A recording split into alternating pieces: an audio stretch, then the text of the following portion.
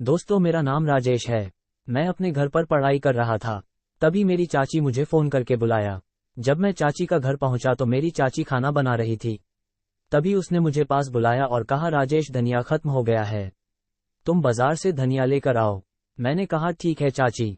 फिर चाची पैसे लेने के लिए कमरे में चली गई। उसके साथ साथ मैं भी उसके पीछे कमरे में चला गया। जब चाची पैसे निकाल रही थी तो मैं उसके पीछे ही खड़ा था। जैसे ही चाची पैसे निकालने के लिए झुकती है तो उसका पिछवाड़ा मेरा पप्पू से टकरा जाता है। चाची फौरन पीछे मुड़कर मुझे देखने लगा और कहने लगा, अरे बेटा, तुम ये क्या कर रहे हो? मैंने कहा, चाची मैं तो कुछ नहीं कर रहा। चाची बोली, तो फिर यह मेरे पीछे क्या चुभ रहा था? एकदम बैगन की तरह लग रहा था। ऐसा लग रहा है जैसे मेरे पीछे से कोई बैगन घुसा रहा है। फिर मैंने कहा, चाची ऐसा तो कुछ भी नहीं है मेरे पास। चाची जब मुझे धनिया लेने के लिए पैसा दे रही थी तो उसकी नज़र मेरे पप्पू पर पड़ी और मेरा पप्पू एकदम हलचल कर रहा था। चाची यह सब देखकर समझ गया था कि मेरा पप्पू उसको देखकर हलचल करने लगा है। चाची ने मुझे कहा, क्यों राजेश, लगता है तुम्हारा पप्पू मुझे देखकर हलचल करने लगा है? फिर मैंने कहा, नहीं चाची, ऐसा कुछ नहीं। फिर चाची ने कहा, राजेश तुम मुझे मत पढ़ाओ, मैं सब जानता हूँ इन सब के बारे में। तुम्हारी अभी शादी नहीं हुई है ना, इसीलिए तुमको इन सब चीजों के बारे में मालूम नहीं है। अच्छा करो, तुम बाजार से जल्दी से धनिया लेकर आओ, तब फिर मैं तुमसे बात करता हूँ। मैं फौरन दौड़ते दौड़ते बाजार गया और चाची के लिए धनिया लेकर आ गया।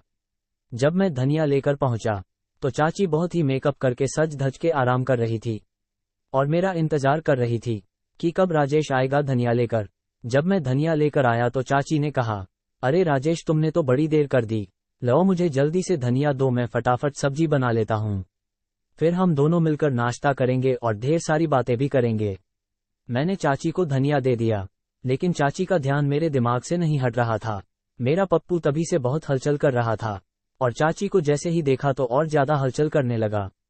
अब मेरा मन तो चाची के साथ खेलने का कर रहा था कि मैं बहुत ज्यादा देर तक चाची के साथ खेलूं। उधर चाची भी बड़ी आराम से सब्जी बना रही थी और वो मेरे पप्पू की तरफ तिरछी नजर से देख रही थी। शायद चाची को भी मेरा पप्पू पसंद आ गया था। जब चाची ने सब्जी बना लिया तो हम दोनों ने मिलकर नाश्ता करने लगे। नाश्ता करने के बाद मैं स्कूल निकलने वाला था तो चाची ने कहा, अरे राजेश, तुम इतनी जल्दी कहाँ जा रहे हो? मैंने कहा, चाची मैं स्कूल जाऊंगा। लेकिन चाची ने मुझे अपनी बातों में उलझा दिया और स्कूल जाने से रोक दिया।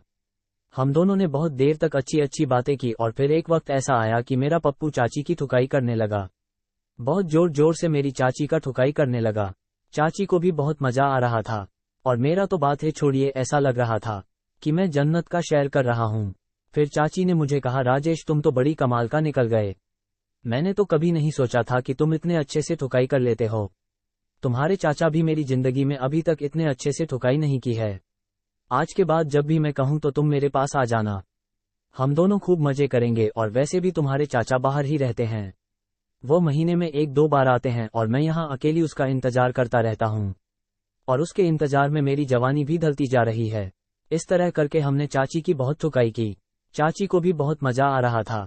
चाची ने मुझे अच्छी तरीके से समझा दिया था कि जब तुम्हारे चाचा घर आ जाएंगे तो तुम यहाँ मत आना, नहीं तो तुम्हारे चाचा को शक हो सकता है। और जब तुम्हारे चाचा चले जाएंगे तो फिर तुम आ जाना, हम दोनों बहुत सारी बातें करेंगे और इसी तरह ठुकाई करते रहेंगे। दोस्तों, यह सिलसिला चलता रहा और मैं और मेरी चाची खूब मजे करते रहे और इस तरह किसी को शक भी नहीं हुआ। दोस्तों, ये कहानी आपको कैसा लगा हमें कमेंट करके जरूर बताएं।